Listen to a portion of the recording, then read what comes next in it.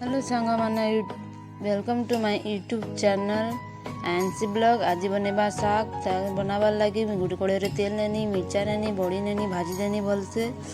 भाजी सारापर बैगन 2-3 कली झपे देनी, तापर भलसे फिर भाजी भुजा देनी, तापर भाजी के दी देनी,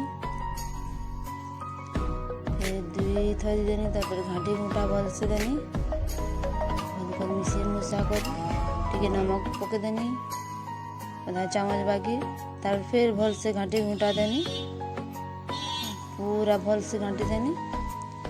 घाटी सारला पर टिके ढाकी ढुका देनी, ढाकी सारे टिके फिर देखी देनी भली गला। देखो सांग मैंने ही गला आमर भाजी शाग। टमाटर नहीं लगे ना, पहली भाजी शाग थिला जे पहली भाजी शाग रे टमाटर नहीं लगाले भल लागसी। और देखो सांग मैंने ही गला गोटे गिनारे काढ़ी नेमी, भात संगे सानी सानी खाईदेमु। देखो आमार भाजी शाग रेडी ही गला। तमें मने भी एंता कर बनाबो, वो भल लागसी पहली भाजी शाग। Thank you for